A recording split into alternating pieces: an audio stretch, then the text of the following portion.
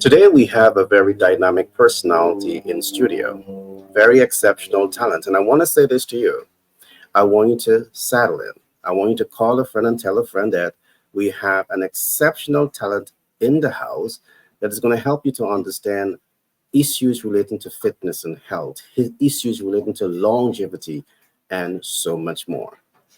With that being said, I want you to join me in welcoming one of my extremely talented guests, and her name is Shelby Chiplinsky. How are Yeah, you, nice. Shelby? I'm so good, Gary. Thank you. How are you? I am phenomenal. I must say, it gives me so much a pleasure to be talking with you today. I looked at your profile and I recognize you have such a rich background. First of all, I see that you are a fitness coach, and one of the things that you focus on as a fitness specialist, you focus on fitness and longevity. So Yes. that talks about how to extend my life expectancy. We're going to talk all about that today. But I recognize that this is not all you focus on. You focus a lot on mindset coaching, and you have been doing this for the last 7 years, which is about getting the mind right. Love Yes. that. Along with Mhm. this, I see that you're a certified trainer. You have been I certified in your field for since 2020. I want to say kudos to you. Along with this, you see, you have a long list of these things. You know, you are focusing on food, you're focusing on health, you're focusing on nutrition. Why? Because I think all of these things has so much to do with how we perform in business, how we perform in life, how we perform as an individual. I also see that part of your program, you have one-on-one coaching. So you'll tell us a little bit about a company. You work best with women, but men are not excluded. I'm happy to hear Yes. that. Along with Yes. this, you have some experience as a dating coach. So there's so much for us to unpack today. So I want to welcome you again, and let us start by talking a little bit about your experience as a dating coach. Okay. Well, this is really good to jump in here because now I teach fitness for longevity, but that didn't start that way, right? And it's kind of like business. When we start business, we like are trying anything that we can get our hands on. We were talking earlier about the hustle mentality, and so we're just trying, and sometimes our motives aren't all there. We don't really understand it. So my first experience with business was as a dating coach, and it was really fun. And honestly, if I'm being totally honest, Gary, I just made it up. Like, I just knew what sales was. I knew that there was a hole and it needed to be fixed. I was in the dating scene at the time, and as being in a sales profession and seeing that like dating profiles are just sales profiles. That's all that is. You just want someone to buy into what you have. Yeah, And then when you're on a first date, it's a sale, right? You want someone to yeah, buy into who you are, to be able to understand your personality. And the people that I typically worked with, one, didn't know how to present themselves well. And so it was like as simple as taking a proper photo and adjusting their bio to it was all about authenticity, right? It was all about actually presenting themselves. So they attracted the person that they actually wanted. It wasn't about putting a show on, right? And so good. yeah, so So, it so a large part of what you tell me something though. What was your motivator? Did you see that persons were struggling with self-confidence and struggling with the ability to approach someone that they like? And what role did you play in all of that? Yeah, I mean all of that, right? And again, back to the total honesty, it was a business opportunity that I did see in that Yeah, I was in direct marketing. I sold Comcast and Walmart in part of my sales experience, right? And then I moved into sales in other areas. But I've been in the hustle and I've been in the grind, and I'm like, once I had the experience of that, I was like, oh, people will pay you money for things. Like they will just pay you money yeah, to help them solve a problem. And so yeah. yeah, it was like I was in the dating scene seeing terrible profiles and just like recognizing that how easy it would be to fix, right?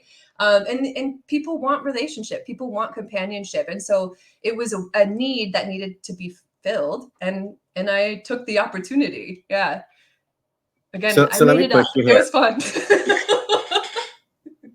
Oh, I lost my camera or So, mic. Sorry. Were you ever, Paul, invited to wedding and so forth, as a result of your expertise?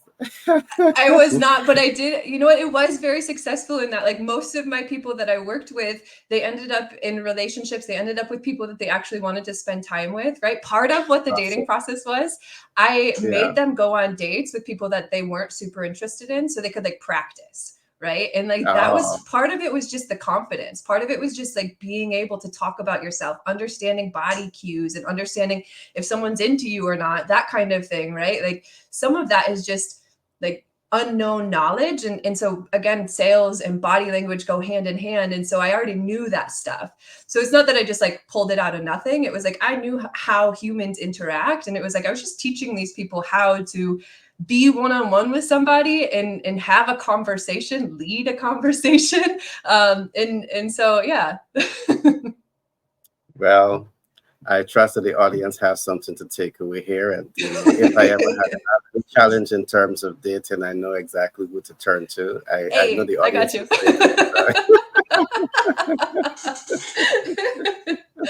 thinking. Okay, shall we?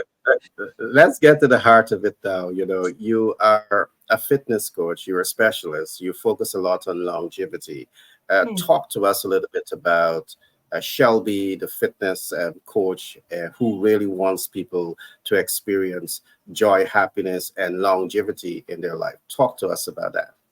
Yeah. So my fitness journey didn't start out with a longevity focus. My fitness journey started out with an aesthetics focus, actually. I always wanted to be smaller. And this is kind of particularly women. This is what's preached to us is eat less and be smaller. And it doesn't really work.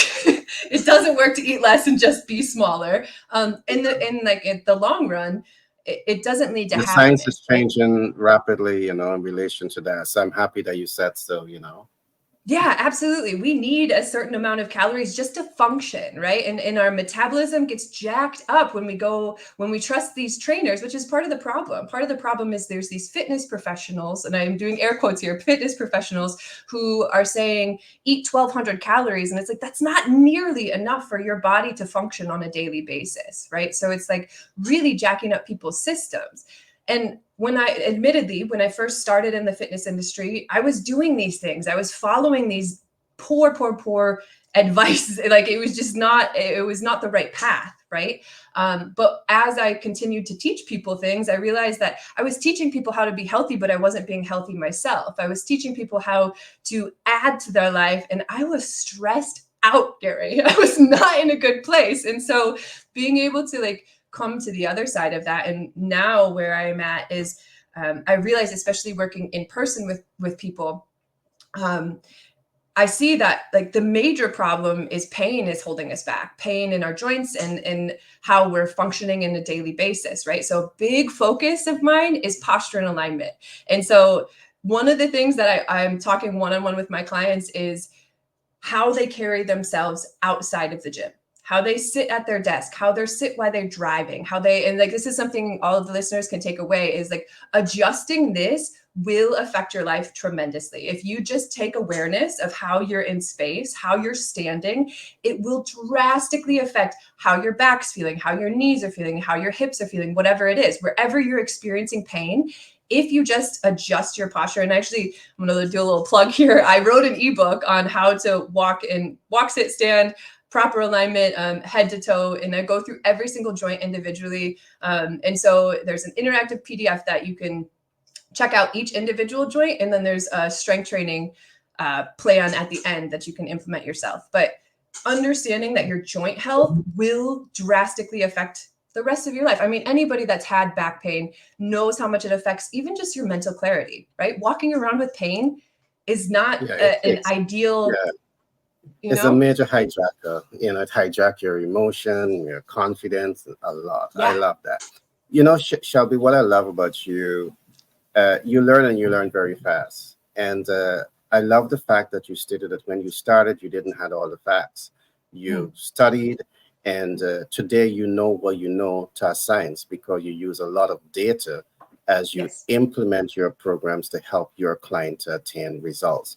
But continue. I'd love to hear more about what you're talking about. Go on. All to you. Sorry to Thanks, Gary. interrupt. No, no, no. So the nutrition aspect of this, right? Diet culture. Diet culture is just needs to be eliminated. Honestly, the whole eliminate, restrict.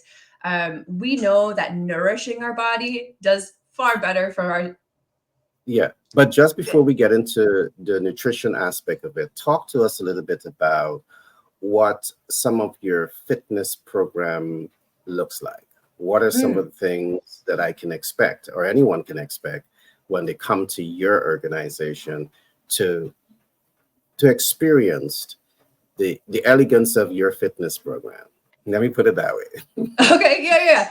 So I teach strength and mobility. I know that muscle is a key indicator to longevity and health span, right? There's a difference between lifespan and health span. You can live a long time and be very unhealthy, but the idea is to live a long time and be very healthy at the end stages of that life so you can still experience all of life, right? So we know that muscle is a key indicator of that longevity. And so that's why I teach strength training. And then mobility, say around the same thing, right? Joint health. It's full mobility. We want full mobility and full strength of every single joint. Again, because pain really dampers how we can show up in life. It's hard to run around with your kids when you have back pain or when your knees are hurting or whatever it is. And that's sometimes a part of life. And we kind of accept that with getting older is like, oh, I'm just gonna deteriorate from here on out. But let me tell you, Gary, I work with a woman who is 84. She's 84 Wow. and in the gym 6 days a week. She has her routine and we do mobility together, right? So our main focus is loosening through those joints. But like when I look at her, I'm like, you can start at any point in life and you can gain strength. She's gaining strength at 84. Like Wow. who It's believes that never to be too late. possible? No, it's not It's never ever. too late. No, yeah. You So know, strength and mobility I is where I go.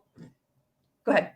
I love what you're saying because as you talk about, fitness and health, um, a very famous name just stood out in front of me, and that name is Jeff Bezos.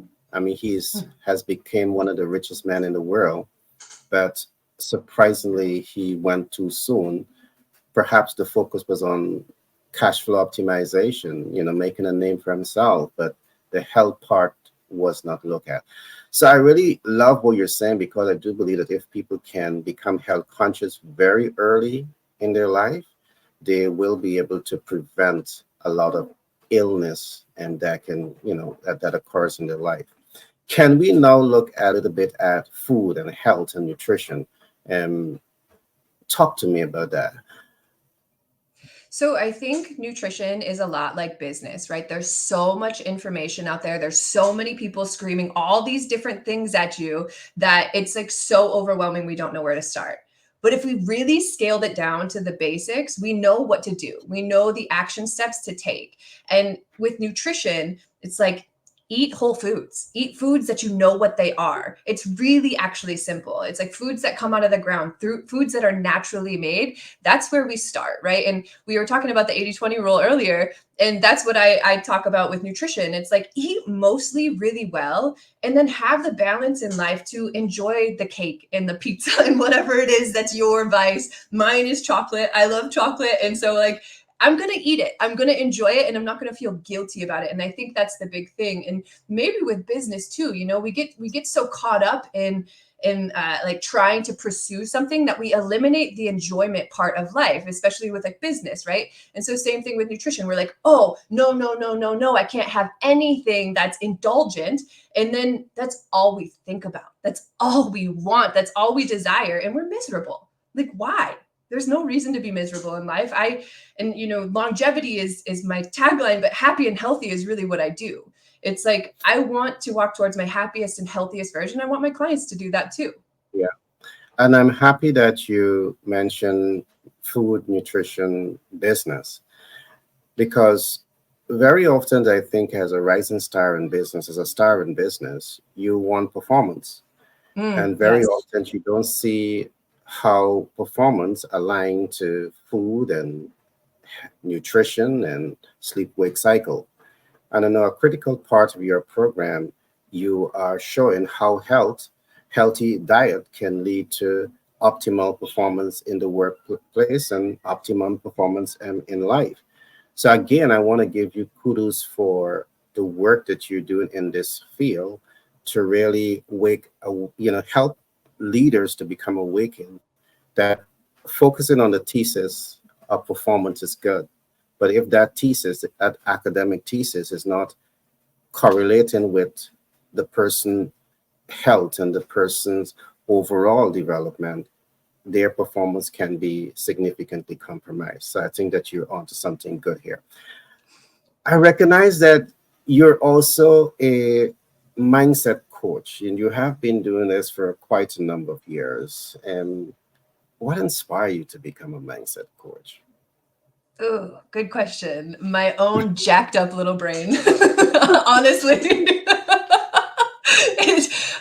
I've struggled with anxiety really, really bad, and I've struggled with depression, bouts of depression, and I've had mental struggles, and I didn't understand my cycle. That's a big thing with women in particular, right? We talked about this as well. Is women don't move the same as men do through this world, and it feels really hard when you're preached this linear path, right? And we are not linear. And so I see this wave in my emotions, this dip in my energy, and I'm realizing like I can't keep up. I physically can't keep up. I'm getting emotionally drained by trying to pretend and play the game. So the mindset coaching came out of my own poor Experience. mindset.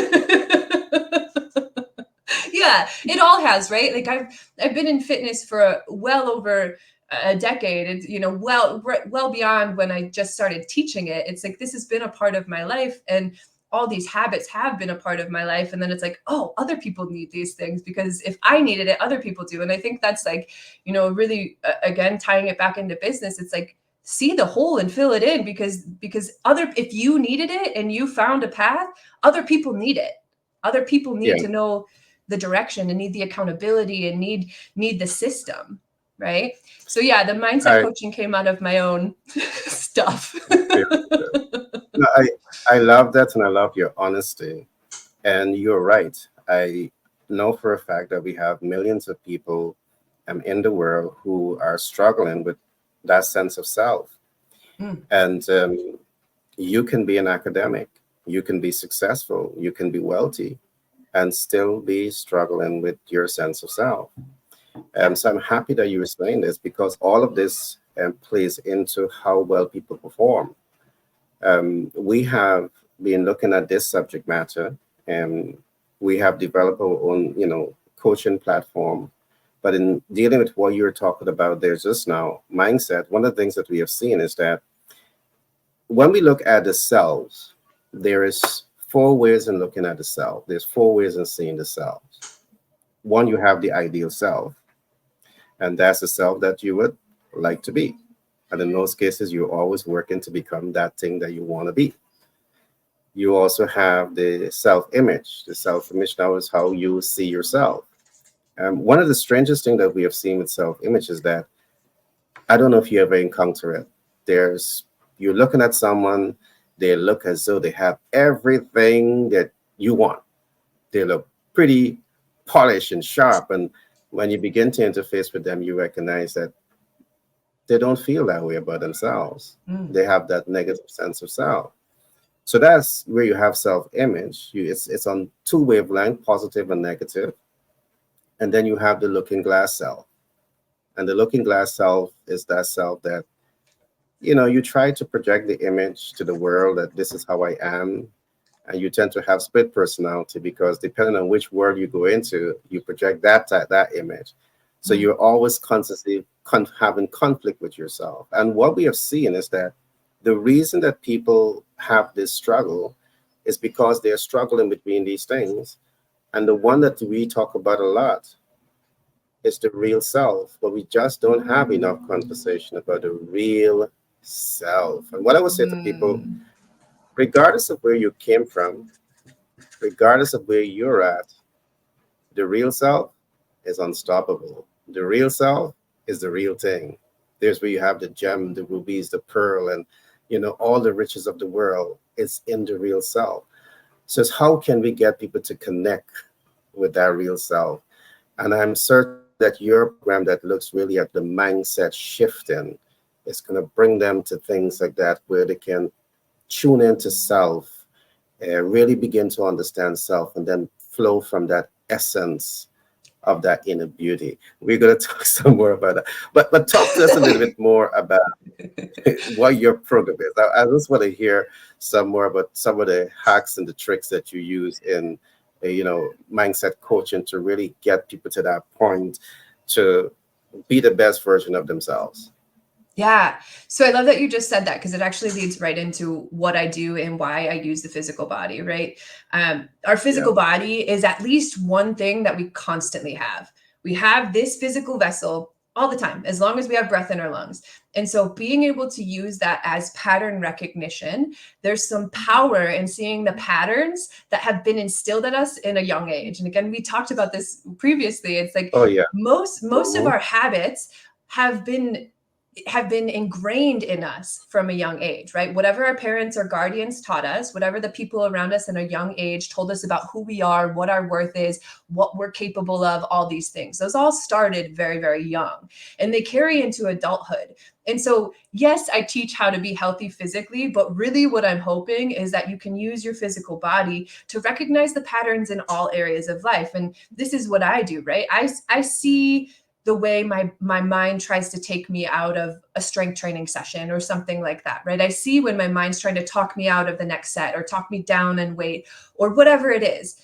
Sometimes it's important to listen and scale back. Other times it's my mind that's working against me. So being able to decipher that voice, knowing my body well enough to see the pattern and say, oh, no, you have the strength. You're just struggling with willpower a little bit right now, but you can push through it. And then when you push through it and you make that adjustment, you get to the other side of it and you're like, oh shit, I did that. And I worked past my mind, right? And so you get the motivation for the next time after you've already proven to yourself that you've done it, right? The motivation doesn't come first. The motivation comes after you have a little bit of proof that when I put in effort, it works. And so, you know, recognizing self through food is a really big one too. And I work a Hmm. lot with people who have disordered eating patterns and have really struggled with either abstaining or binging or a mix of the both. And this relationship, right? It's a relationship, because how we think about ourselves during, I've literally, Gary, this is really sad, but I've literally had people who have the thought, if I eat a cookie, I'm going to get cancer. And it's like, yeah, you probably will. Honestly, if you have that thought, that mindset, you might.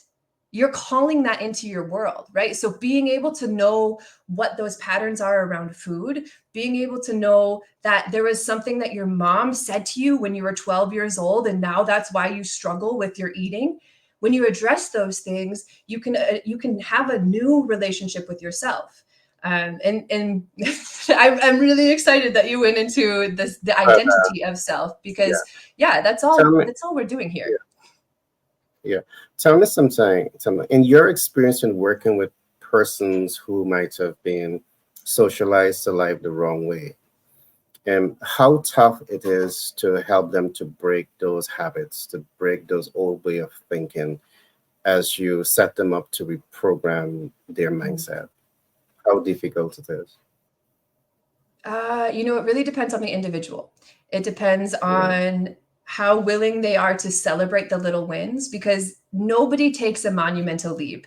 And again, bringing it back to business, we know it takes 5 to 6 years for a business to take off, typically, right? Somewhere around there, it takes some level of effort. There are the rare occasions where they blast off in 1 year and they're just like killing it. But that's very far and few between. And it's the same thing with weight loss. It's the same thing with your health journey. If you've had 30, 40, 50, 60 years of habits, it's going to take some time to rewrite those habits. But then on the other hand, I work with some women who are in their 60s and they make massive changes in 6 months. And it's like they are living a totally different lifestyle because they've efforted in saying, I want to shift. I know the importance in shifting. They understand, and maybe that's why they made the shift a little quicker, is because they're a little bit later in life and they realize, like, oh, I have to do something now. And I wish people would start earlier to prevent, right? We were talking about preventive. But yeah, Yeah, I don't know if that I totally love answered that. your question. Yeah, I love what you said. You talk about celebrating their small wins, and I love it because of the fact that not only the big wins should be celebrated, the Mm, small wins should be celebrated. And when you say the small wins, what actually come to mind is what I call gratitude, what I call having your gratitude board. What I see in my practice, just having your gratitude board is every day you have on that board, I'm gratitude for life, I have gratitude for health, I have gratitude that I'm my own boss, or I have gratitude that I'm gainfully employed, I have gratitude that I have income producing assets. You have gratitude. To me, what that does for you, it sets you up to use gratitude as your springboard for happiness, and you can now leverage happiness as your springboard for success, because you spoke something early on.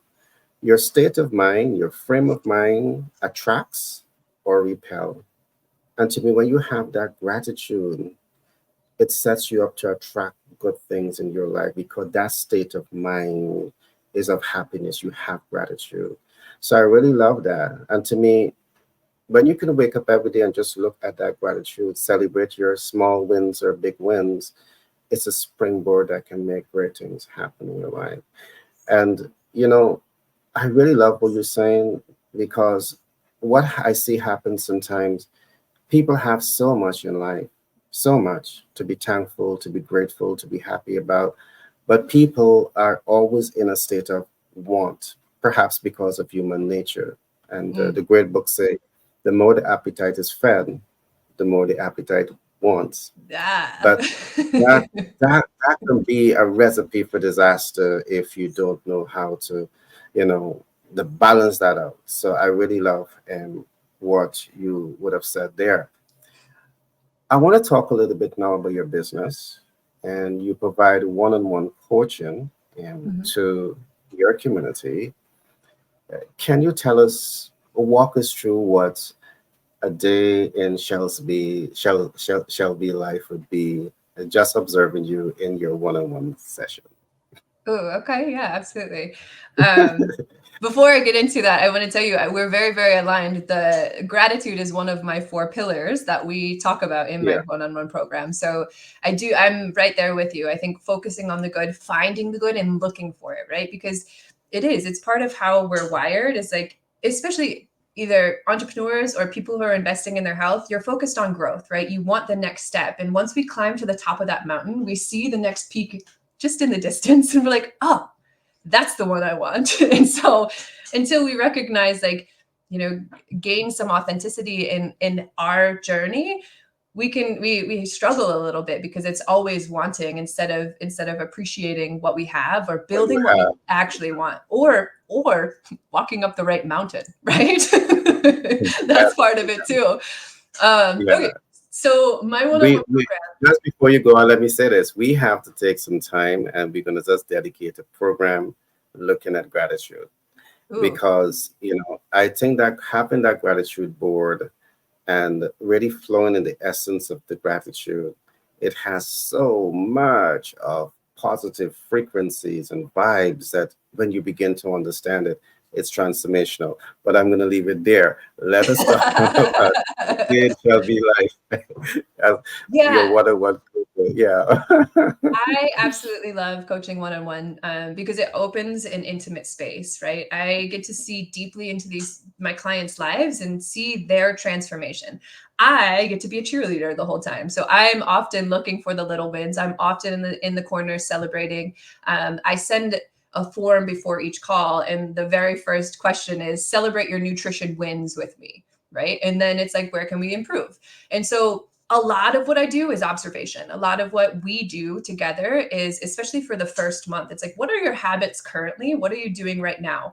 And then we get into refining. And then it's just baby steps. It's just the tiniest little baby steps that we take towards adjusting nutrition, towards adding movement, right? Some movement is better than no movement. That is like my big saying. And some veg is better than no veg. Um, but That's good.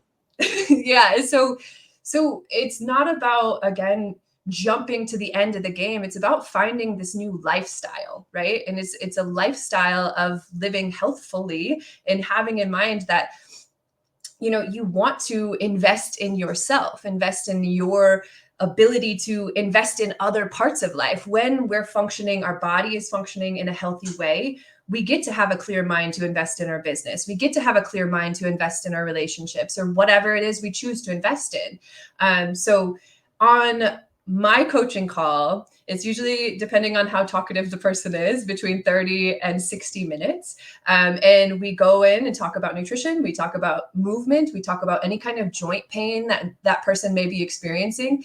We talk about posture and alignment. So bringing it back to that, I really am a firm believer that how we carry ourselves in space, even just for confidence. You know what I'm saying? Like if you're rounded forward Yeah. all the time, you are not confident and I can see it. But if you're holding your body in space in a way that tells your body that you can be confident, it's a totally different demeanor. And so that's part of what I'm teaching my clients as well, is like how you hold yourself in space outside of the gym is really important, especially if you're sitting at a desk for 8 hours or driving long distances. These things, our body kind of seizes up in these positions and then it causes pain. And so it's like, well, you don't have to live in pain. You can actually really enjoy your life. And so that's the goal with the posture and alignment. The next one we do is choosing your hard, right? So choosing the hard thing that will lead you towards your happy and healthy life, whether that's working out, whether that's making the healthier nutrition choice, or saying no to something that's not really good for your health, right? We know certain interactions, certain people that we interact with don't leave us better than when we first interact with them, right? So it's like, we'll know what's actually benefiting you and choose. Sometimes it's a hard decision, but there's mental toughness in making that choice. And so we talk about that. We talk about the resistance in making that choice, and then how we feel after making that choice, right? Becoming selfish is one of the things that we talk about. And I am a preacher of being selfish. I think it's lovely for you to take care of yourself and to really prioritize how you're showing up in this world. I love that. Because yeah, because you can't pour from an empty cup. You can, I take that back. You can scrape from the bottom of an empty cup, but you're not going to it's not going to be great. It's not going to be the best Yeah. optimal version of you. And so, when you want to show up well in life, you have to selfishly take care of yourself. And then the last pillar is gratitude. The last thing we talk about is gratitude. And we talk about finding the good things in life beyond physical health. And honestly, Gary, a lot of the people that I work with, sometimes they struggle even finding one thing that they can say, I'm grateful for. And so that's part of the practice too, is looking for it, finding it, because especially when you struggle with mental health, it's hard to see it. It's hard to see when you're in the darkness. It's hard to see when you have all these overthinking thoughts in your head. And so slowing down for a minute, I see it as a practice of prayer and meditation mixed into one, right? This is my view of gratitude. It's like being able to thank the creator, God, whoever it is that created this beautiful universe, being able to just acknowledge that a little bit. And then also, like, you're kind of getting the benefit personally too by seeing the good, by focusing on the positive and seeing more and more and more of it. So that, we go through all of those things in that 30 to 60 minutes. I also have an app that I use for my clients. So they track their workouts, they track their nutrition. They send me all the photos of what they eat. And this is a challenge for people. That's actually really fun for me because I will never judge you. I don't care what you put in your body. It's your choice. But there's definitely I think that's why it's successful, is because there's awareness of what they're doing daily. And they're like, oh shit, Shelby's going to see. So they're thinking about it a little bit harder before they reach for the extra cookie or whatever it is. So we hit all aspects of life. And that's why I love my program. And that's why I keep it one-on-one, is because it's an intimate process. It's a very individual process. Well, it sounds pretty exciting and pretty interesting. And you mentioned a number of important things, and I want to talk to you a little bit about point of being selfish. But just before I get to that, when I come back from looking at that, I want us to look at what are your thoughts on, habits that influences success. So, and just think about that as I come back to it just now. You mentioned something early on, which is be selfish, and I love it. I love it because sometime in life you put all of you into serving everyone else but yourself.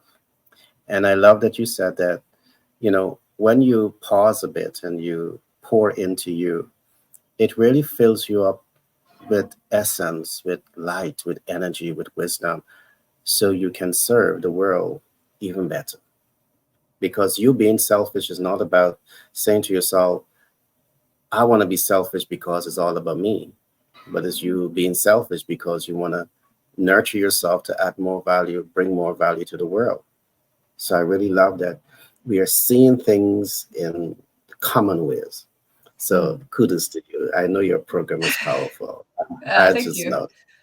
Yeah. No, you're welcome. Talk to me about habits that influences success Mm. in your work. Is it relationships? Is it confidence? Is it, what are those habits that really sets you up for success? Mm. Couple of things. Honoring sleep and really investing in your sleep, right? Knowing how you will get I ask for 8 hours is typically what I ask for myself, and I try to get my clients to lean towards as well.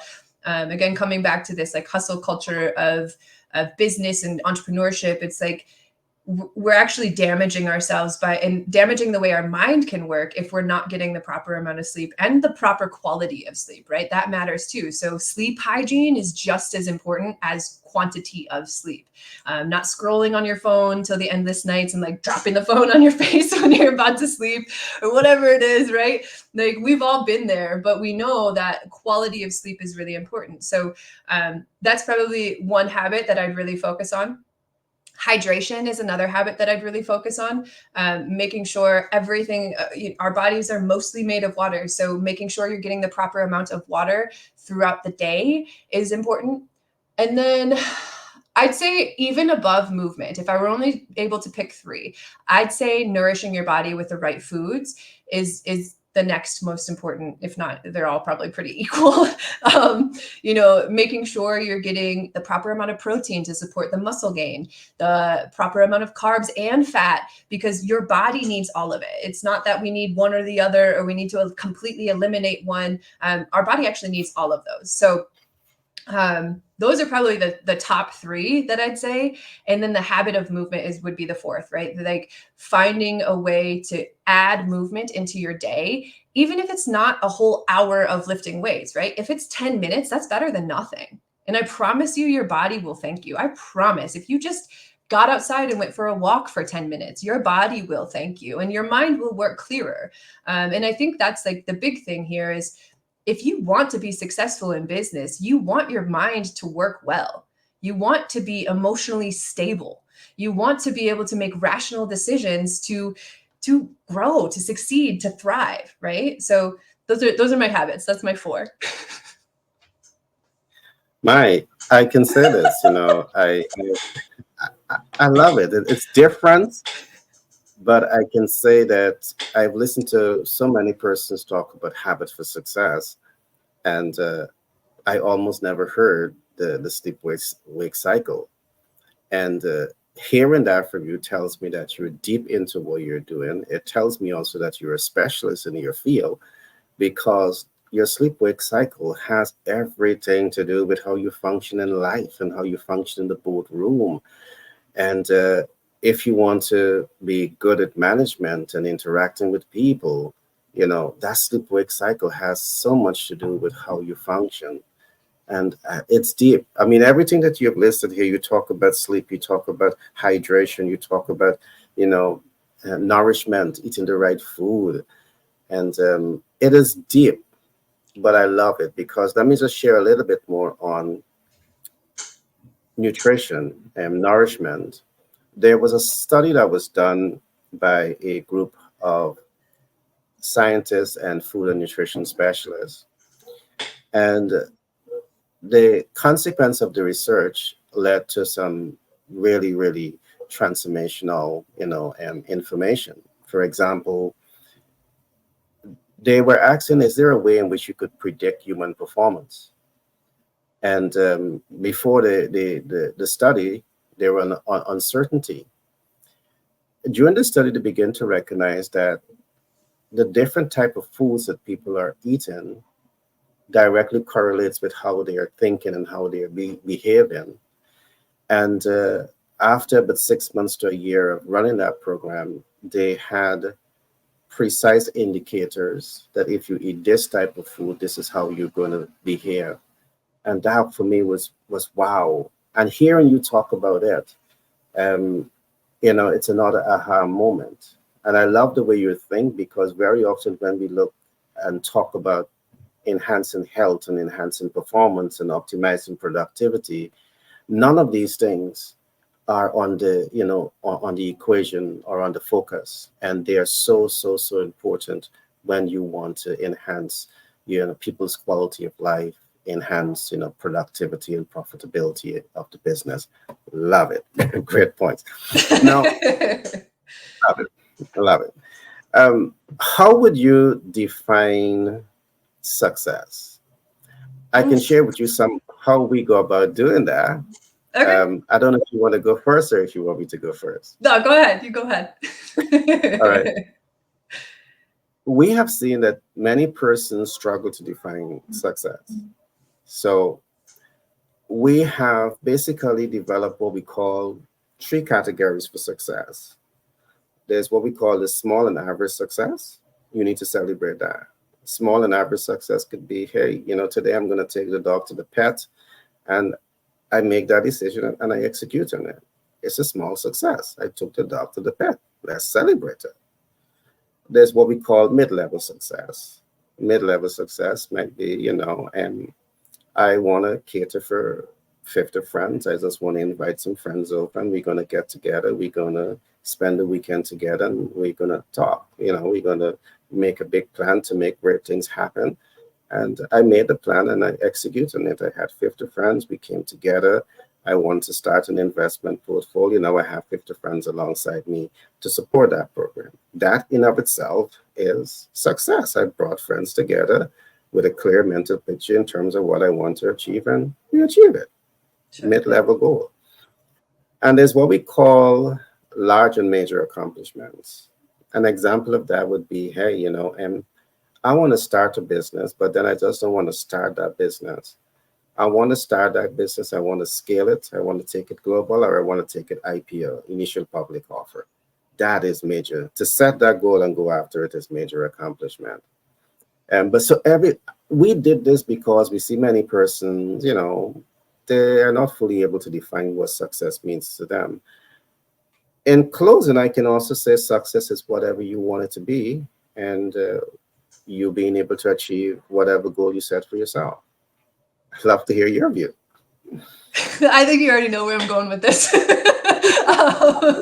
I guess I have a big picture view of success, right? I think success is whatever. Let me take this back. What I think success is knowing yourself deeply. I think knowing what you actually want in this lifetime and walking or running towards it, right? Knowing what is going to actually bring you happiness. And part of that is failing. Part of that is falling down and getting the bumps and bruises along the way, and then being like, well, that's not the direction I want to go. Let's try this way, right? That's success too, is recognizing that that's not the path you want to take. But I think if I'm thinking self-actualization, big picture success, it's knowing what you want and walking towards it. And I think most people benefit from being financially stable. Most people benefit from having thriving relationships and a thriving family or household. Most people benefit from a thriving social connection. And so being able to find balance, right? And I don't even know if it's balance, it's harmony. Finding harmony in all those things, how they all work together, and this is probably high level success, right? Being able to put all the pieces together. And there's those individual little wins too. That's success too.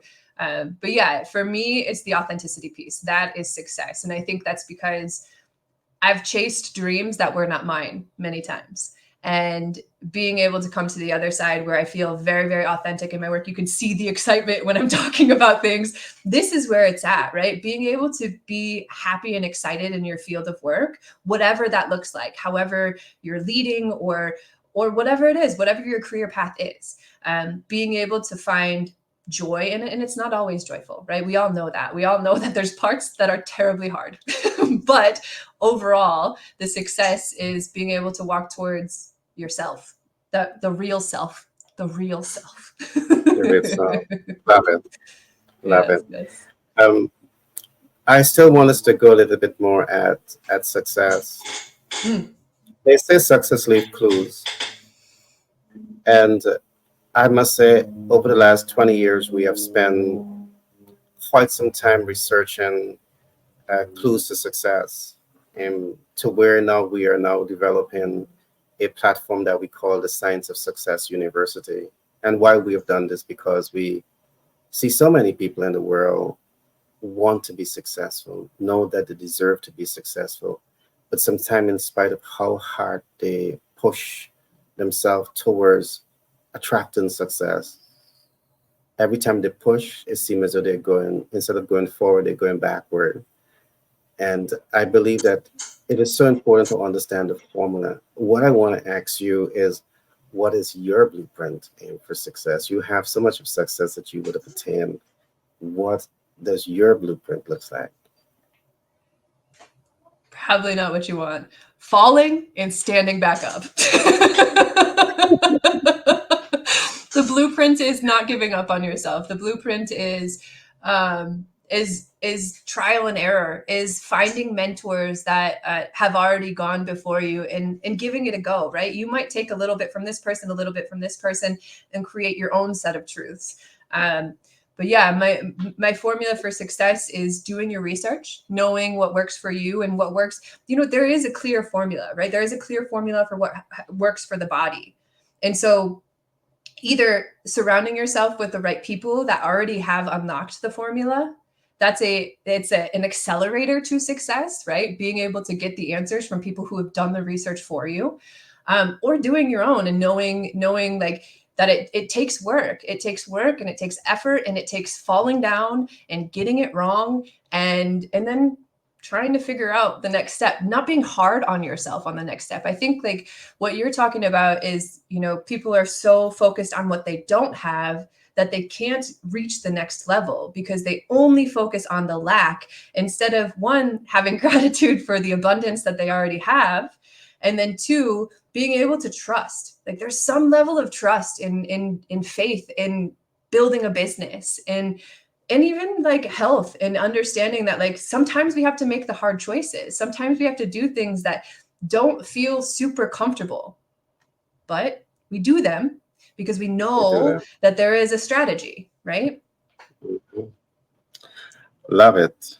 And love your twist to it. And I love it because, fall down 1,000 times and be prepared to get up 1,001 time. Mm. You learn from all of the falls and use the falls as springboards to inspire you and inform your next decision. So I love it.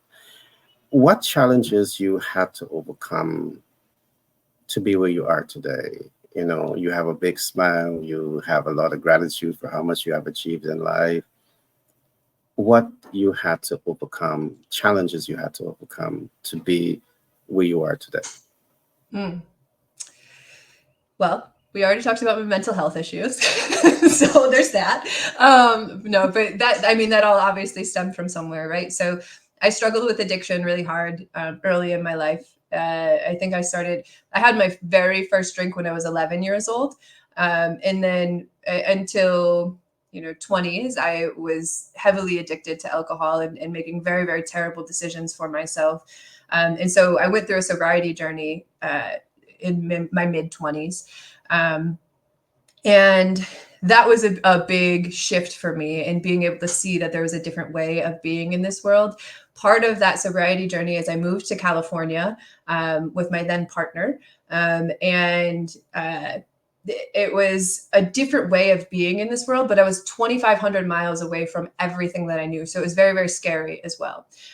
This person that I was with ended up cheating on me 6 months after we moved across the country. And so at this point, I had made some shifts in the way that I was showing up. And I knew that if I went back to the environment that created these habits, that it would be really, really difficult to keep these new habits. And so I was really scared. I was really scared. And some angels were in my corner along the way, and some beautiful people came in that I didn't know, right? Perfect strangers, essentially. And they helped me along the path. And so that was part of the struggle, was trusting that there are good people in this world, and trusting that the right people will be brought to me.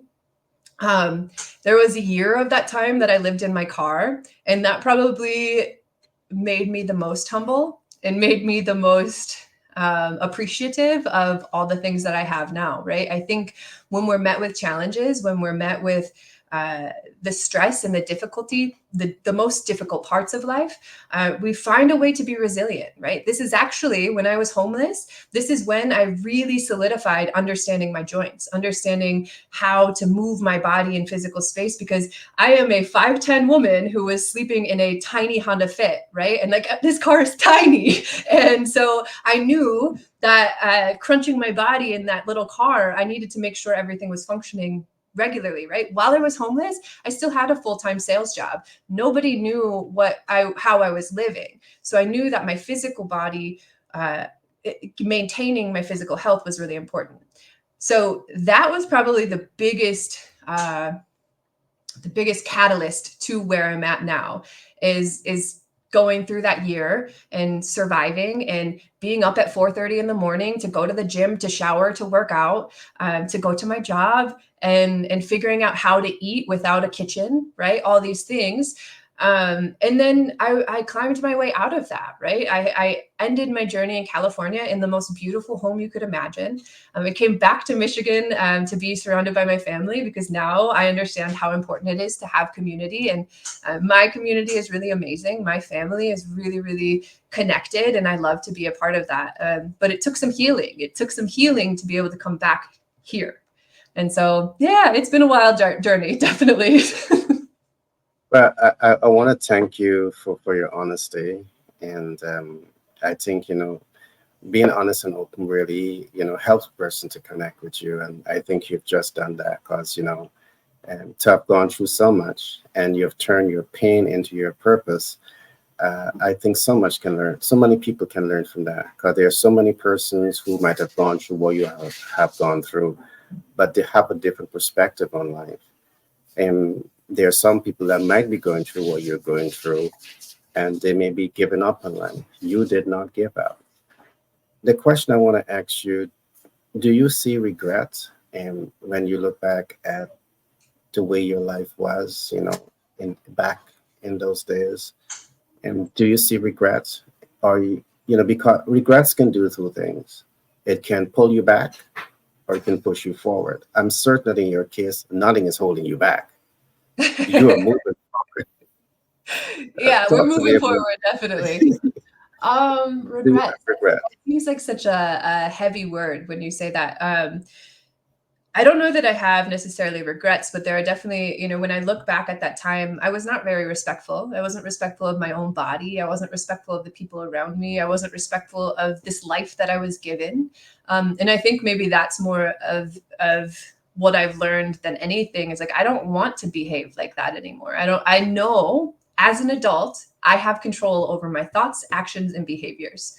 When I was a child, there wasn't a whole lot I could do about it. This is what I was taught. This is how I was surviving, right? We want to be accepted. We want to be able to be in the community, because that's a human need, right? We need to be part of the group.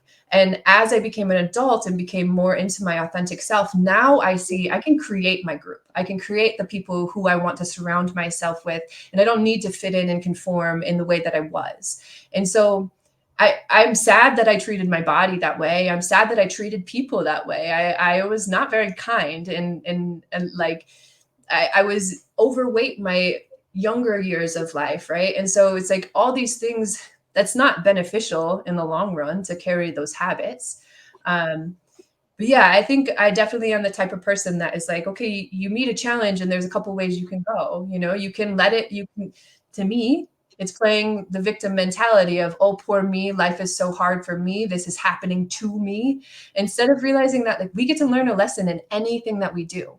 And if it's really difficult, that's okay. It's okay to be in those emotional places. It's okay to fall.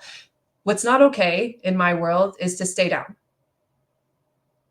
I love that. It's not happening to me, it's happening for me.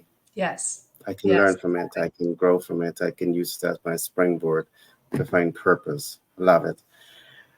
How what impact do you want to make, and how do you want to be remembered? Hmm. It's a hard question for me to answer right now, Gary, because I'm kind of in a transition phase of my business. But maybe it's still the same. I want my individual clients to walk away and to remember me all the time. I want them to this is, and I get text messages from my clients all the time telling me about the salads that they ate because they never ate veg for their entire 30 years or 40 years of life, right? I get text messages all the time from people who are adjusting their posture and think of me every time they sit down because they know how to carry their body in space. So to me, I want to optimize my existence. I want happy and healthy, and that's not a static state. I think I have to often remind myself of this, that happy and healthy, it comes in waves, and sometimes we're on a high, and sometimes we experience the dip. But the objective is to either stay in that middle lane or like even experience those Or highs. That's hi. the part too, right? Um, yeah, I happy and love healthy. that. That's what we want. Love it. Okay. Yeah. What are some of the major plans that you have for the future? And in terms of your business, do you plan to grow your business to into, a regional, national, international empire? What is the big vision that you have for your brand? That was what I wanted. That was what I originally was in the coaching industry for, was to have that seven-figure business and to grow, grow, grow, grow, grow. And now really what I want is to live on a farm with some chickens. Now really what I want is to be thriving in all areas of life. And that doesn't mean that I don't want a very, very successful business, but that means I want time freedom. And for me, this is where I was saying it's evolving a little bit. I am moving towards group coaching because a coach of mine mentioned how powerful it is to be surrounded by people who are going through the same thing that you are, and to bounce ideas off of each other, to be able to say, hey, sis, I see you. I've experienced that too, whatever it is. So I'm leaning towards that side of things, the group coaching side of things, because the one-on-one, I am so limited on my time. Like it really takes a lot of my energy to work one-on-one with people. And so I'm evolving that way. I have a book on the way that's really exciting. And so, just continuing to evolve and to understand myself is really the big picture goal. I want to build my family. I want to enjoy the F out of life. I want to enjoy all the parts of life. Got you. Got you. Now, I was about to ask you also because I did one-on-one coaching a few years back. And I can recall in one day, I am coaching about 20 different persons. And that was going on not for days, for weeks, for months. And at the end of the day, I can't breathe. I'm drained, and so I just put that on pause and I start to do, group efforts. If you want a one-on-one, you got to pay the price because, doing it that way, it's tough. Now, what I want to say, you can still achieve all of the above. You can have a brand that is making an impact, is how we can systemize your processes and how we can organize your team. One of the things that we talk about, and only yesterday I was talking with my colleagues about this. There's a great mind that we call Peter Drucker, one of the greatest minds in management. And what he said happens very often, has rising stars as leaders in business. We tend to be both the executive and the executor, and we have to separate the two. As the executive, you are the at the strategic level, and you're doing the think tank and the brainstorming, and you're looking at how can I be the game changer. You don't necessarily have to be the executor, but you're developing mental clarity about this, and but you have some aspect of your strategic team, your tactical team, and your operational team that you delegate, all the other tasks to, and they're going out to support you to make that vision become real, the bigger vision become real. We'll talk about that some more because I love what you're doing, and whatever we can do to help you to expand your reach, and we are fully there with you. How important is capital, access to capital, to fueling, the dream that you have for yourself? I mean, we all have to live, right? This is the most important thing, is to be able to survive. And this is, I think, where for my business to thrive, it's important, right? For my business to thrive, I have to invest in my business. For my life to thrive, for any part of life, it's important. Okay.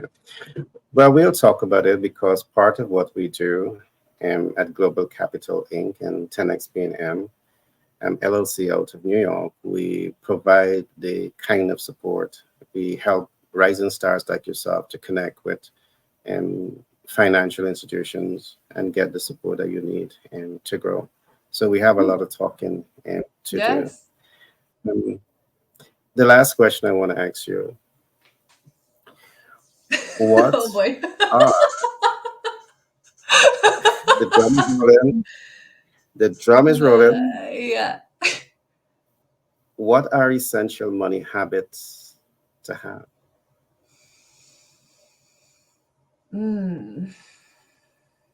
Essential money habits to have You want are. to share my hack first if you want to take it? Aren't you Yeah, good? go ahead. I'm like such a metaphysical person, right? So mine is, let me go first and then you fill in the gaps, because to No me problem. is recognizing that every dollar we're spending is a way that we're casting a vote, right? So what we're investing in with our finances is casting a vote towards what we think is important in life. I love That's that. that's my big, like, again, big picture understanding. Go ahead, go into your habits. Tell me. In terms of habits, I would say you work to earn, you earn to save, you save to invest. Hmm. All right. So you want to ensure you work hard or smart because you want to earn. As you earn, you want to save. As you save, you want to invest. You Hmm. invest because you want to build wealth. So I think it's important to have these things as some of the money habit. Well, I have it down that like that because we train a lot on money habits and how to position yourself to build wealth and all of these different things. We have a lot Yeah. to talk about, a lot to talk about. And I must say it has been such a pleasure talking with you today. Is there any last words that you want to share? Is there anything that I might not have asked you that you want to share with the audience? Whew. Well, first of all, thank you. Thank you so much for having me. And it was really fun to see some, I see this really businessy version of Gary on your YouTube channel. I see this analytical, like very stoic human. And so it was fun to like crack a smile once in a while. That was really nice. But other than that, yeah, thank you. Yeah, I just like, thanks to the listeners for hanging out and listening. You can find me at gaawellness.com. That's where all my coaching programs are, and anything informational about me. That's where that ebook is. That's where I have a strength training guide specifically for women, and then I have a guide to menstrual health, so just understanding your cycle for women as well, because I think it's not taught nearly enough for anyone, men or women. It would benefit you to understanding what a woman's menstrual cycle is. Health and wealth, they are hand in hand. They go hand in hand. If you want to be successful in life, the key is to optimize all areas, to really enjoy all parts. That's it. Awesome. Awesome. Love it. Well, I want to say to our audience, talking today with Shelby has been so inspiring and so informative.